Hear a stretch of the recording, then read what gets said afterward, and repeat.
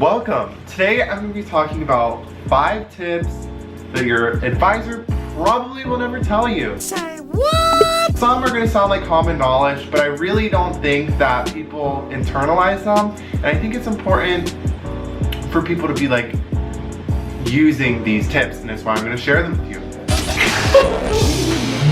I'm really gassy. It's like literally about to like exude out of my body. I'll be right back. Oh my god! 15 candles! Oh my god! For all 15 of us are so loyal. Oh my gosh, what am I? I'm gonna tell you guys a secret. I've done a lot of cool stuff because I'm proactive. If you're gonna take away anything from this video, it's that it's important to be proactive. So without further ado, let's get into this video. Tip number 1 that your advisor probably is not gonna tell you is that it's important to research your major. When you're seeing an advising meeting, their assumption is that you've done the research on your major, or they're not really thinking about it because they have 5,000 other things on their plates. They might send you like a list of different job opportunities, or they'll expect that you've like read up on that yourself. And I think it's like a mistake for students to just blindly go into majors without knowing what the career opportunities available to them are. So I was a biology major first semester because I thought I wanted to be an ecologist, and then I learned that wasn't for me due to a wide variety of reasons. Money! Money! Money! And after I looked at the job opportunities, I found that I wasn't interested in a majority of them, which is why I switched my major to psychology. Did I blindly go into psychology? No. I did very thorough research on what careers are available, but it's also important to look at how long it takes to land a position that you're looking for. So like for instance, I'm interested in being a psychologist, but going into this program, like psychology program, I know it's going to take me a very long time to be able to call myself a psychologist. It takes anywhere from 4 to 7 years after undergraduate to become a psychologist. The second tip that's really important is to get involved on campus. Your advisors really aren't going to tell you to do this, or they might like mention it once, but they're not going to like push you to do it. You have to push yourself. And the reason it's important to get involved on campus is because that's how you're going to meet people. It's how you can get a leadership position, and in getting a leadership position, that's how you learn new skills, learn how to work with a team, and it just is something that helps to develop you as not only as a person, but as like a worker and a thinker. In my experience, I joined a bunch of different clubs at the beginning of the year, and it dwindled down significantly. I'm now only in 2 clubs, like that, or I would say I'm in 3 clubs, but 2 of them I hold leadership positions. I'm the fundraising chair for my environmental club, and I'm the recruitment director for a suicide prevention walk that I'm helping with. And in both of those experiences, I've had to do things that put me outside of my comfort zone. For the environmental club, for instance, I had to get a fundraising event going. That is something I have had no experience doing, but I've done it now, and it's something that I can say that I know how to do. And as for the recruitment director position, I had to seek out sponsorships. I have a lot of experience fundraising now, and I'm very grateful for that club, because both of these clubs actually, because I've learned all of these skills. Another thing is too, is you don't necessarily know where the clubs could lead you. The other week I got a phone call from a random number, and I almost didn't pick it up, but then I did, and then some random person was like, "Hi, this is so-and-so with ABC News. We'd like to do an interview with you." And I actually got interviewed and it was aired on live TV because of one of the clubs I was involved with. I'll actually insert a clip of it, like, probably right about now. Join this movement to show people that with the right help, everything will be okay. I became a part of this to show people that there is hope and that it's okay to not be okay. Like, I just want to share my story and help other people. A third tip that's often overlooked is making a connection with your professors.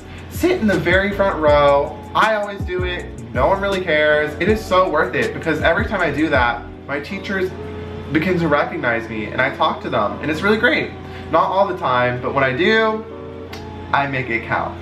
And that's just a great way to be like, kind of like on your teacher's radar. I should be saying professors. Your professor's radar, which could lead to things like research opportunities, or maybe they'll tell you about like different like jobs or leadership positions that are available, which could come in handy. They could also write you a really good reference. It's just important to get to know your teachers because they're also field subject experts. Like, take advantage of the resources in front of you. The number 4 tip that your advisor probably won't tell you is that it's important to get experience in your field of interest. Make sure that you're trying lots of different jobs in the field, shadowing them, and getting internships, even just like working summer jobs in the field if that's possible, or something that's remotely similar, so that you can learn whether or not you're genuinely invested and interested in what you're studying, because this is something that you're ideally going to pursue for the rest of your life. I know from personal experience, in high school and middle school, I always thought I was going to be a veterinarian when I grew up, and as soon as I was like a senior, I got a job in a vet clinic. Within 2 weeks, I knew I no longer wanted to be a veterinarian. It just wasn't for me. And I'm really grateful that like I learned that early on, because I could have got like a bachelor's in biology and then ended up in a position that I wouldn't really like. The 5th tip that is super important is to, I honestly don't even remember. A few moments later. Oh, yes, I know. A 5th tip that's important to keep in mind is that you, yes you, I'm talking to you, are not your major. A study from the Federal Reserve Bank of New York found that only 27% of college graduates are working in the field that they study. So what that means is that if you get a degree in something and then you decide that you don't like it, you can easily go into another field. It's just gonna take time to like get that experience and do the transition, but you could always go for more education or apply to just like a different job and become entry level and just go through the process, you know. I don't know everything. Ultimately, that's just one part of who you are. I'm a psychology major and a psychology student. I care about mental health, but I also care about animals. I care about the environment, and I care about spending time with my friends. I like filming videos. I am a brother and a son. Like, there's so much more to you than your major, and that's something really important to be mindful of. So just to recap, 1, research your major and the job opportunities available. 2, get involved on campus. 3, get experience in your field. Learn if it's something that you truly want for yourself. 4, talk to your professors. They're a resource, use them. Number 5, don't confuse your identity with your major. You are not your major.